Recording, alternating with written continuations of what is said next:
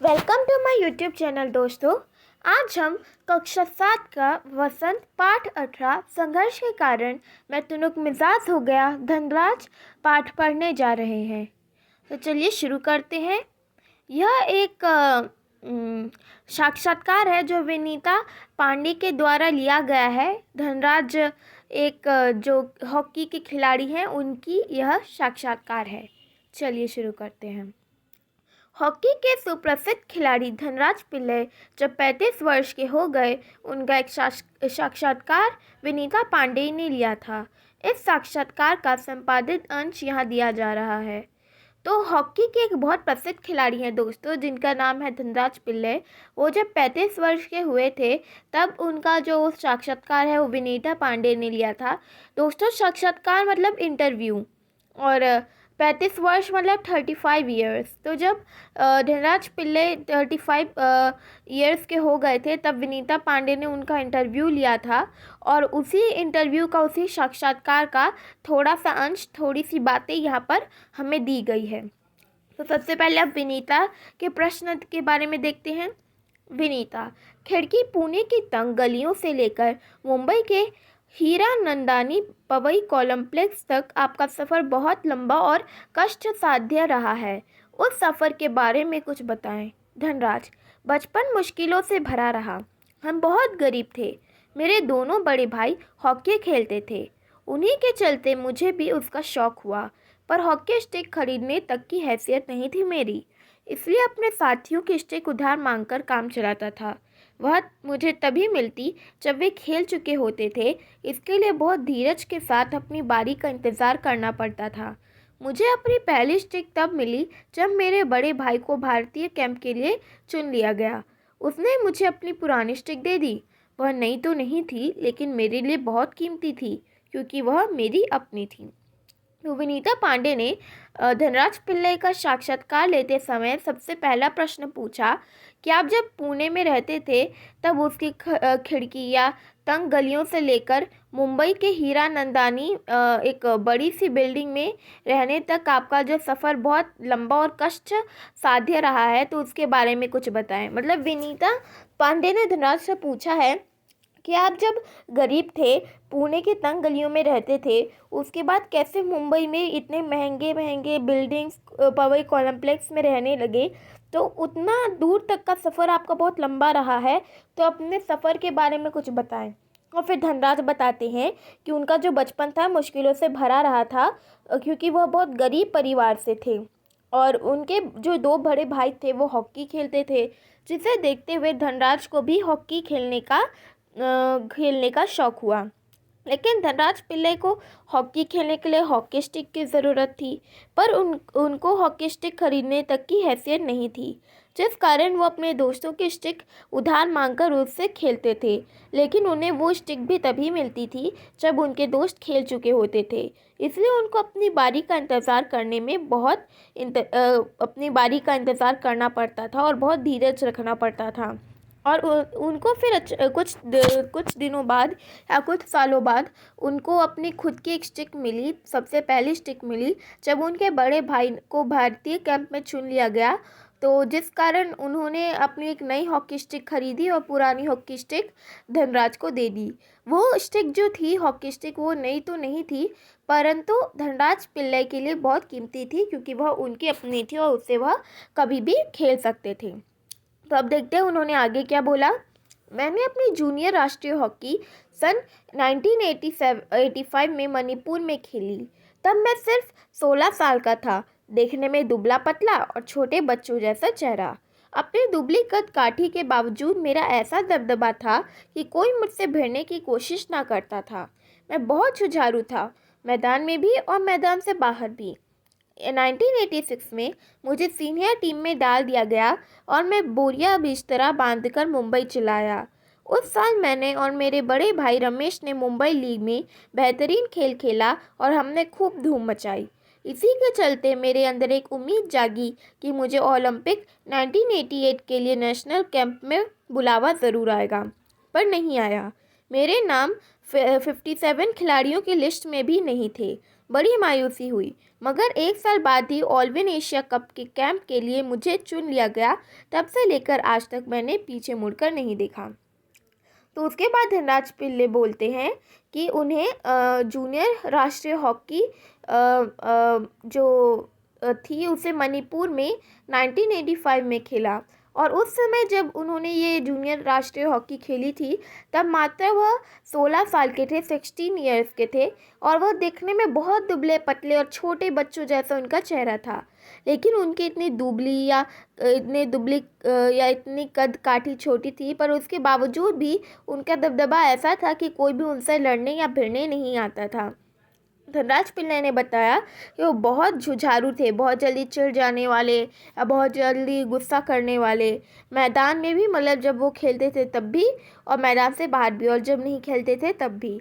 फिर 1986 में उन्हें एक सीनियर टीम में, मतलब उन्हें जूनियर राष्ट्रीय हॉकी से निकालकर सीनियर टीम में डाल दिया गया 1986 में, जिस कारण धनराज पिल्ले ने अपना सारा सामान बांधकर मुंबई वह चले आए। उस साल फिर धनराज पिल्ले ने अपने बड़े भाई रमेश के साथ मुंबई लीग में बहुत बेहतरीन खेल खेला, और उन दोनों ने खूब धूम मचाई, मतलब बहुत अपना नाम रोशन किया।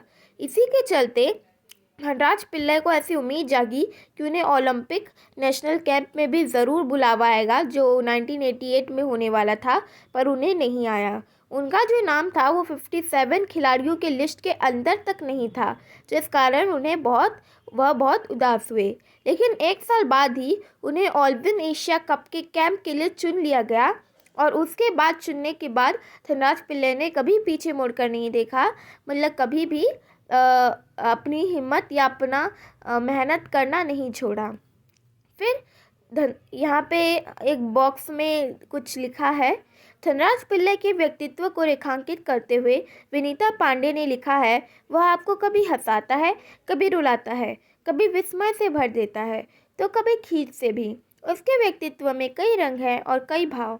उसने ठेठ ज़मीन से उठकर आसमान का सितारा बनने की यात्रा तय की है। तो धनराज पिल्ले के व्यक्तित्व के बारे में विनीता पांडे ने लिखा है, जब वह उनका साक्षात्कार ले रही थी तब उन्होंने बताया है कि वह ऐसी ऐसी बातें करते हैं धनराज पिल्ले कि कभी आपको रोना आ जाएगा, या कभी वो आपको आश्चर्य से भर देंगे, या कभी कभार आप हंसने लगेंगे, तो कभी वो आपको चिढ़ से भर देंगे। मतलब उनके व्यक्तित्व में, उनके नेचर में, उनके प्रकृति में बहुत रंग है, मतलब बहुत, कभी वो हंसाते हैं, कभी रुलाते हैं। वैसे ही उन्होंने एक ठेठ ज़मीन से उठकर, मतलब वो गरीब परिवार से उठकर उन्होंने इतनी मेहनत की कि अब वो एक हॉकी के बहुत प्रसिद्ध खिलाड़ी बन चुके हैं। अब हम दूसरा प्रश्न देखते हैं विनीता का। आपका विद्यार्थी जीवन कैसा रहा? अपने स्कूल के दिनों से आपकी किस प्रकार की यादें जुड़ी हैं? धनराज, मैं पढ़ने में एकदम फिसड्डी था, किसी तरह 10वीं तक पहुंचा, मगर उसके आगे तो मामला बहुत कठिन था। एक बात कहूँ, अगर मैं हॉकी खिलाड़ी ना होता तो शायद एक चपरासी की नौकरी भी मुझे न मिलती। आज मैं बैचलर ऑफ साइंस से आर्ट्स भले ही ना हूँ, पर गर्व से कह सकता हूँ कि मैं बैचलर ऑफ हॉकी हूँ। हंसते हुए, और मेरी शादी के लिए आप मुझे मास्टर ऑफ हॉकी कह सकते हैं। तो जब धनराज पिल्ले ने विनीता के प्रश्न का उत्तर दिया, तब उसके बाद विनीता ने एक और प्रश्न पूछा कि आपका विद्यार्थी जीवन कैसा रहा? मतलब जब आप विद्यालय में पढ़ते थे तब विद्यार्थी के तौर पर आपका जीवन कैसा रहा था, और स्कूल से, विद्यालय से आपकी कौन सी यादें जुड़ी हुई हैं? तो धनराज पिल्ले ने बताया कि वो पढ़ने में बिल्कुल फिसड्डी थे, बिल्कुल ख़राब थे। किसी तरीके से तो 10वीं तक पहुँचे, पर आगे मामला बहुत कठिन था, आगे तय करना बहुत कठिन था। फिर धनराज पिल्ले ने कहा कि एक बात कहूँ, अगर मैं हॉकी खिलाड़ी नहीं होता तो मुझे एक चपरासी की भी नौकरी ना मिलती, क्योंकि मैं पढ़ने में इतना ख़राब था। फिर धनराज पिल्ले ने कहा, भले आज मैं बैचलर ऑफ साइंस या आर्ट्स नहीं हूँ, पर मैं गर्व से कह सकता हूँ कि मैं बैचलर ऑफ हॉकी हूँ। फिर धनराज पिल्ले हंसते हुए बोले, और अगर मेरी शादी हुई है तो उसके लिए आप मुझे मास्टर ऑफ हॉकी भी कह सकते हैं। फिर विनीता ने अपना अगला सवाल पूछा, आप इतने तुनुक मिजाज क्यों हैं? कभी कभी आप आक्रामक भी हो जाते हैं। तो धनराज पिल्ले ने कहा, इस बात का संबंध मेरे बचपन से जुड़ा हुआ है। मैं हमेशा से ही अपने आप को बहुत असुरक्षित महसूस करता रहा। मैंने अपनी माँ को देखा है कि उन्हें हमारे पालन पोषण में कितना संघर्ष करना पड़ा है। मेरी तुनक मिजाजी के पीछे कई वजहें हैं, लेकिन मैं बिना लोग लाग लपेट वाला आदमी हूँ। मन में जो आता है सीधे सीधे कह डालता हूँ और बात को कोई कई बार पछताना भी पड़ता है। मुझसे अपना गुस्सा रोका नहीं जाता। दूसरे लोगों को भी मुझे उकसाने में मज़ा आता है। मुझे ज़िंदगी में हर छोटी बड़ी चीज़ के लिए जूझना पड़ा, जिससे मैं चिड़चिड़ा हो गया हूँ। साथ ही साथ मैं बहुत भावुक इंसान भी हूँ। मैं किसी को तकलीफ़ में नहीं देख सकता। मैं अपने दोस्तों और अपने परिवार की बहुत कद्र करता हूँ। मुझे अपनी गलतियों के लिए माफ़ी मांगने में कोई शर्म महसूस नहीं होती।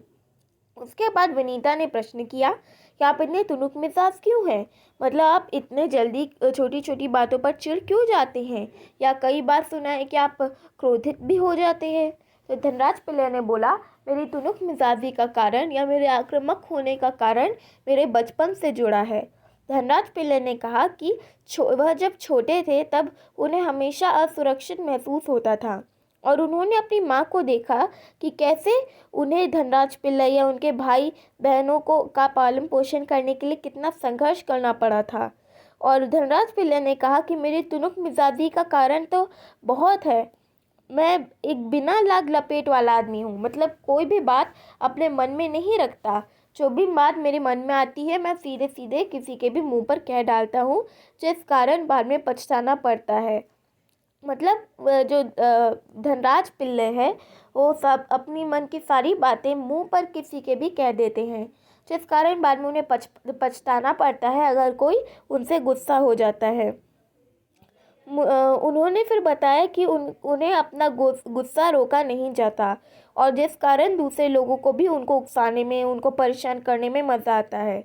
फिर धनराज पिल्लै ने कहा कि छोटे बचपन में उन्हें हर एक चीज़ जो उन्हें पसंद थी उसको पाने के लिए बहुत जूझना पड़ा, बहुत तकलीफ़ें उठानी पड़ी, जिस कारण वो इतना चिड़चिड़े हो गए हैं, इतने तुनुक मिजाज हो गए हैं। और उन्होंने बोला कि मैं अपने दोस्तों और अपने परिवार की बहुत कद्र करता हूँ, क्योंकि मैं चिड़चिड़ा के साथ बहुत भावुक इंसान भी हूँ और अगर मेरी कोई भी गलती होती है तो मुझे उसके लिए माफ़ी मांगने में कोई भी शर्म नहीं आती। ऐसा धनराज पिल्लै ने विनीता को जवाब दिया। अब विनीता का दूसरा और आगे का प्रश्न, आपके परिवार की आपके लिए क्या अहमियत है? धनराज, सबसे अधिक प्रेरणा मुझे अपनी माँ से मिली।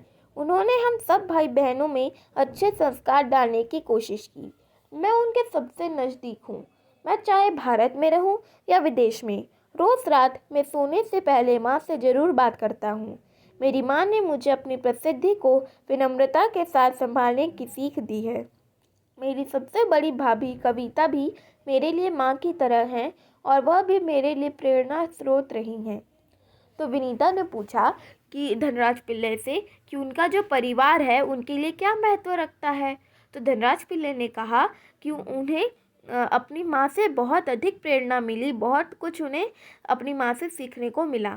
धनराज पिल्लै ने कहा कि उनकी माँ ने उनके साथ सारे भाई बहनों में बहुत अच्छे अच्छे संस्कार डालने की कोशिश की थी। और धनराज पिल्लै ने कहा कि सारे बहनों में सबसे नज़दीक अपने माँ से वही हैं, मतलब वह अपनी माँ को सबसे ज़्यादा प्यार करते हैं। चाहे वह भारत में रहे या विदेश में, हर रात सोने से पहले वह अपनी माँ को ज़रूर कॉल करते हैं और बात करते हैं। धनराज पिल्लै ने कहा कि उनकी माँ ने उनकी विनम्रता को प्रसिद्धि से संभालने की सीख दी है। धनराज पिल्लै ने अगर किसी चीज़ को हासिल कर लिया तो कभी भी घमंड ना करे और हमेशा आगे बढ़ते जाए, मेहनत करने की ऐसी उनकी माँ ने सीख दी है, जिसे धनराज पिल्लै ने अपनी ज़िंदगी में मतलब अपनाया है। और फिर धनराज पिल्लै ने कहा कि उनकी एक बहुत बड़ी भाभी थी जिनका नाम था कविता, वो भी उनके लिए माँ की समान है, क्योंकि उन्होंने भी धनराज पिल्लै को बहुत सारी प्रेरणा स्रोत दिया है। अब विनीता का अगला सवाल, आपने सबसे पहले कृत्रिम घास एस्ट्रो टर्फ पर हॉकी कब खेली? धनराज, मैंने सबसे पहले कृत्रिम घास तब देखी जब राष्ट्रीय खेलों नेशनल्स में भाग लेने 1988 में नई दिल्ली आया। मुझे याद है कि किस तरह सोम्या और जोक्विम कार्वालो मुझे एक कोने में ले जाकर कृत्रिम घास पर खेलने के गुर बता रहे थे, और जब वे बताने में लगे हुए थे, मैं झुक झुक कर उस मैदान को छू रहा था। मुझे विश्वास ही नहीं हो रहा था कि विज्ञान इस कदर तरक्की कर सकता है जिससे कृत्रिम घास तक उगाई जा सके। फिर विनीता ने पूछा कि जब आपने सबसे पहले एस्ट्रोटर्फ मतलब एक कृत्रिम घास पर हॉकी खेली तब आपको कैसा लगा? मतलब आपने सबसे पहले कब खेली? तो धनराज पिल्लै ने बोला कि मैंने सबसे पहले कृत्रिम घास को राष्ट्रीय खेलों मतलब नेशनल्स में खेलते हुए देखा 1988 में, जब मैं भाग लेने दिल्ली में आया था। और धनराज पिल्लै ने बोला कि मुझे याद है कि उस समय कैसे सौम्या और जोक्विम कार्वालो मुझे एक कोने में मतलब धनराज पिल्लै को एक कोने में ले गए थे और उन्हें कृत्रिम घास पर खेलने के गुर बता रहे थे, तरीके बता रहे थे। और उस समय धनराज पिल्लै बार बार उस कृत्रिम घास को छू रहे थे और उन्हें विश्वास नहीं हो रहा था कि विज्ञान साइंस इतने तरक्की कर चुका है कि वो आज कृत्रिम घास तक उगाई जा सकती है। फिर विनीता ने अपना अगला सवाल पूछा, हर युवक का यह सपना होता है कि उसके पास एक कार हो। आपके पास अपनी पहली कार कब आई? धनराज, मेरी पहली कार एक सेकंड हैंड अरमाडा थी जो मुझे पहले के एम्प्लॉयर ने दी थी। तब तक मैं काफ़ी नामी खिलाड़ी बन चुका था, मगर यह कोई ज़रूरी नहीं कि शोहरत पैसा साथ लेकर आए। मैं तब भी मुंबई की लोकल ट्रेनों और बसों में सफ़र करता था क्योंकि टैक्सी में चढ़ने की मेरी हैसियत नहीं थी। मुझे याद है एक बार किसी फोटोग्राफर ने एक भीड़ से भरे रेलवे स्टेशन पर मेरी तस्वीर खींचकर अगली सुबह अखबार में यह खबर छाप दी कि हॉकी का सितारा पिल्लै अभी भी मुंबई की लोकल ट्रेनों में सफ़र करता है। उस दिन मैंने महसूस किया कि मैं एक मशहूर चेहरा बन चुका हूँ और मुझे लोकल ट्रेनों में सफ़र करने से बचना चाहिए। लेकिन मैं कर ही क्या सकता था? मैं जो थोड़ा बहुत कमाता उससे अपने परिवार चलाना पड़ता। धीरे धीरे पैसे जमा करके बहन की शादी की और अपनी माँ के लिए हर महीने पुणे पैसा भेजना शुरू किया। आज मेरे पास एक फोर्ड आइकॉन है जिससे मैंने सन 2000 में ख़रीदा था, मगर वह किसी कॉरपोरेट हाउस का दिया हुआ तोहफा नहीं बल्कि मेरी मेहनत की गाढ़ी कमाई से खरीदी हुई कार है। तो विनीता ने अपना अगला प्रश्न पूछा था कि हर एक इंसान का सपना होता है कि उसके पास अपनी खुद की एक कार हो। तो आपके पास अपनी पहली कार कब आई? तो धनराज पिल्लै ने बोला कि उन्होंने सबसे पहले सेकंड हैंड कार अरमाडा खरीदी थी, जो भी सेकंड हैंड थी और उनके एम्प्लॉयर ने उन्हें दी थी। उस समय जो धनराज पिल्लै थे वो काफ़ी नामी खिलाड़ी बन चुके थे, प्रसिद्ध हो चुके थे। लेकिन ये ज़रूरी नहीं कि जो प्रसिद्धि है वो साथ साथ शोहरत मतलब पैसे भी लेकर आए, रुपये भी लेकर आए, जिस कारण धनराज पिल्लै के पास ज़्यादा पैसे नहीं थे, तो यात्रा करते समय वो हमेशा लोकल ट्रेनों का प्रयोग करते थे। तो क्योंकि उनकी टैक्सी में चढ़ने की हैसियत नहीं थी, तो एक बार एक फ़ोटोग्राफ़र ने भीड़ के साथ रेलवे स्टेशन पर धनराज पिल्लै की फ़ोटो खींच ली, तस्वीर खींच ली और कल सुबह अखबार में छाप दिया कि हॉकी का सितारा मतलब हॉकी के प्रसिद्ध खिलाड़ी धनराज पिल्लै अभी भी मुंबई के लोकल ट्रेनों में सफ़र कर रहे हैं। और यह देखकर धनराज पिल्लै को लगा कि वह एक बहुत मशहूर चेहरा बन चुके हैं और अभी उन्हें लोकल ट्रेनों में सफ़र करने से बचना चाहिए। लेकिन धनराज पिल्लै कर ही क्या सकते थे? वह जो भी थोड़ा बहुत कमाते थे उनसे उन्हें अपना परिवार चलाना पड़ता। धीरे धीरे पैसे जमा करके उन्होंने अपनी बहन की शादी की और उसके बाद हर महीने वो पुणे अपनी माँ के लिए पैसा भेजना उन्होंने शुरू किया। फिर धनराज पिल्लै ने कहा कि आज मेरे पास एक फोर्ड आइकॉन नाम की कार है जिसे मैंने सन 2000 में ख़रीदा था। वह किसी कॉरपोरेट हाउस का दिया हुआ तोहफा नहीं बल्कि मेरी खुद की मेहनत की गाड़ी कमाई से खरीदी हुई कार है। मतलब धनराज पिल्लै बोल रहे हैं कि मैंने एक फोर्ड आइकॉन कार खरीदी है 2000 में। भले मैं अभी तक उसे चला रहा हूँ, तो ऐसा नहीं किसी ने मुझे इसे गिफ्ट किया है, बल्कि इसे मैंने खुद की अपनी कमाई से खरीदा है। फिर विनीता का अपना अगला सवाल, सफलता का आपके लिए क्या महत्व है? हॉकी को आपने इतना कुछ दिया, इसके बदले आपको क्या मिला? धनराज, कुछ रुपये इनाम में मिले थे, मगर आज खिलाड़ियों को जितना मिलता है उसके मुकाबले में पहले कुछ नहीं मिलता था। मेरी पहली जिम्मेदारी थी परिवार में आर्थिक तंगी को दूर करना और उन सबको एक बेहतर ज़िंदगी देना। विदेश में जाकर खेलने से जो कमाई हुई उससे मैंने 1994 में पुणे के भाऊ पाटिल रोड पर 2 बेडरूम का एक छोटा सा फ्लैट खरीदा। पर छोटा ज़रूर है, पर हम सबके लिए काफ़ी है। 1999 में महाराष्ट्र सरकार ने मुझे पवई में एक फ्लैट दिया। वह ऐसा घर है जिसे खरीदने की मेरी खुद की हैसियत कभी नहीं हो पाती। फिर विनीता ने फिर से और प्रश्न किए कि सफलता का आपके जीवन में क्या महत्व है, कि मतलब जब भी कोई इंसान सफल होता है तो उसका महत्व आपके जीवन में क्या है, और आपने हॉकी को इतना कुछ दिया तो उसके बदले में हॉकी ने आपको क्या दिया, या आपको हॉकी से क्या मिला।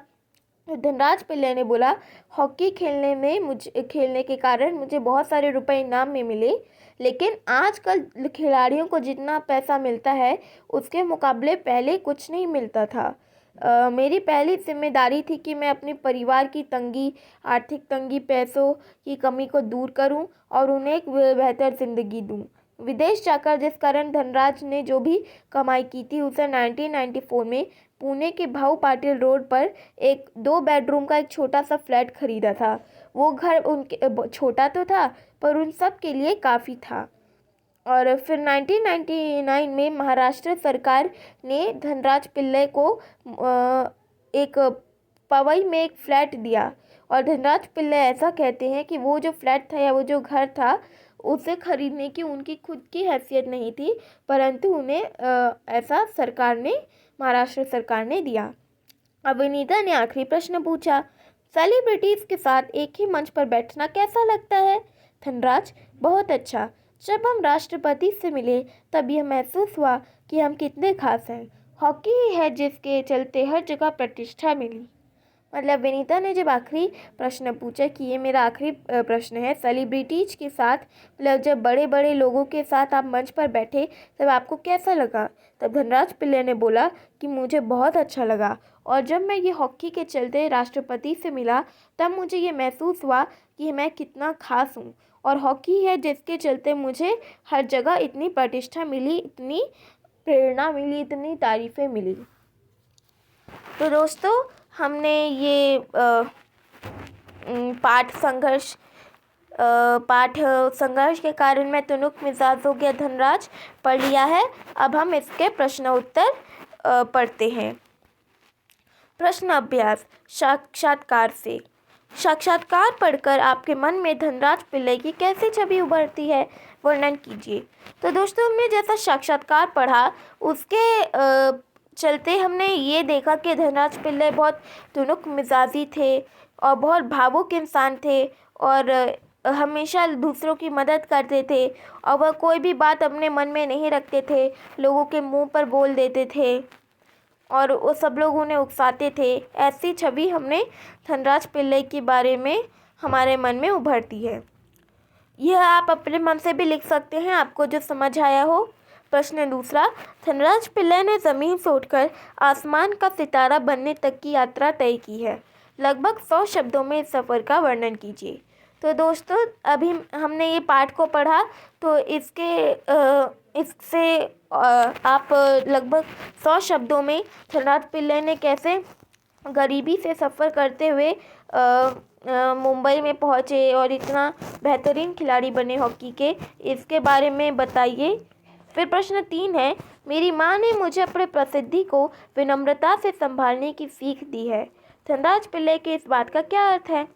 तो दोस्तों, जब विनीता ने पूछा था कि आपका परिवार की आपके जीवन में क्या अहमियत है, तब धनराज पिल्ले ने अपनी माँ का वर्णन किया था और बताया था कि उनकी माँ ने उन्हें प्रसिद्धि को विनम्रता से संभालने की सीख दी है।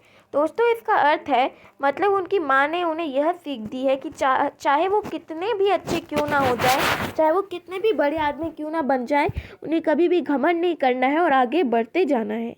तो दोस्तों, ये हमने साक्षात्कार प्रश्न अभ्यास पूर्ण कर लिए हैं। साक्षात्कार से आगे और अनुमान और कल्पना आपको खुद से करना है, क्योंकि मैंने इससे पहले वाले वीडियोस में भी बताया है कि यह आप पर निर्भर है कि आप कैसी कल्पना या अनुमान करते हैं। अब हम भाषा की बात करते हैं। नीचे कुछ शब्द लिखे हैं जिनमें अलग अलग प्रत्ययों के कारण बारीक अंतर है। इस अंतर को समझाने के लिए इन शब्दों का वाक्य में प्रयोग कीजिए। तो दोस्तों यहाँ पे हमारे कुछ शब्द दिए गए हैं और इनमें अलग अलग प्रत्यय लगे हैं। इन प्रत्यय जो इन शब्दों में लग चुके हैं, जिस कारण शब्दों में के अर्थ में बहुत बारीक अंतर आ गया है, और ये अंतर को समझाने के लिए हमें इन शब्दों का वाक्यों में प्रयोग करना है। तो ये बहुत सारे शब्द हैं दोस्तों, जैसे प्रेरणा। प्रेरणा मतलब सीख दोस्तों। तो मुझे अपनी माँ से प्रेरणा मिली। प्रेरक, जो प्रेरणा देता है। प्रेरित, जो प्रेरणा सीख लेता है। तो ऐसे बहुत सारे अंतर आ जाते हैं अलग अलग प्रत्यय लगने पर। फिर दूसरा प्रश्न है, तुनुक मिजाज। शब्द तुनुक और मिजाज दो शब्दों के मिलन से बना है। क्षणिक, तनिक और तुनुक एक ही शब्द के भिन्न रूप हैं। इस प्रकार का रूपांतर दूसरे शब्दों में भी होता है, जैसे बादल, बादल, बदरा, बदरिया, मयूर, मयूरा, मोर, दर्पण, दर्पण, दर्पण। शब्दकोश की सहायता लेकर एक ही शब्द के दो या दो से अधिक रूपों को खोजिए। कम से कम 4 शब्द और उनके अन्य रूप लिखिए। तो दोस्तों ऐसे बहुत सारे शब्द होते हैं जिन्हें अलग अलग जगह अलग अलग शब्दों का प्रयोग होता है। तो वैसे हमें ऐसे 4 शब्द लिखने हैं जिन्हें अलग अलग जगहों पर अलग अलग शब्दों से प्रयोग किया जाता है। तो ऐसे बहुत सारे हैं। यहाँ पे हमें उदाहरण भी दिया था। बादल को जैसे बादल बोलते हैं, बदरा बोलते हैं, मयूर को मोर बोलते हैं, दर्पण को कैसे अलग अलग तरीके से लिखा है। तो ऐसे हम बहुत सब लिख सकते हैं। हम जैसे मछली को मछली कहीं पे बोला जाता है, और बहुत सारी चीज़ें जो आप जानते हैं। अब हमारा आखिरी प्रश्न है, हर खेल के अपने नियम, खेलने के तौर तरीके और अपनी शब्दावली होती है। जिस खेल में आपकी रुचि हो उससे संबंधित कुछ शब्दों को लिखिए। जैसे फुटबॉल के खेल से संबंधित शब्द हैं गोल, बैकिंग, पासिंग, बूट इत्यादि। तो हर खेल के अपने नियम, खेलने के तौर तरीके या शब्दावली अलग होती है। जिस खेल के में आपको रुचि है उससे संबंधित आपको कुछ शब्द लिखने हैं। जैसे फुटबॉल से खेल के संबंधित गोल है, बैकिंग है, पासिंग है, बूट है इत्यादि। और मान लीजिए दोस्तों आपको क्रिकेट पसंद है तो आप लिखेंगे कैचिंग है। मैं इंग्लिश में बता रही हूँ, आपको हिंदी में लिखना है। मतलब गेंद को पकड़ना, गेंद को फेंकना, बैटिंग करना और बहुत सारी फील्डिंग करना। तो दोस्तों यहाँ पर हमारे प्रश्न उत्तर के साथ साथ यह पाठ खत्म हो गया है। अगर आपको इस पाठ में कुछ भी समझ ना आया हो तो आप कमेंट बॉक्स में बता सकते हैं, और मेरे नेक्स्ट वीडियो को देखना मत भूलिएगा। धन्यवाद, और लाइक सब्सक्राइब भी ज़रूर कीजिएगा।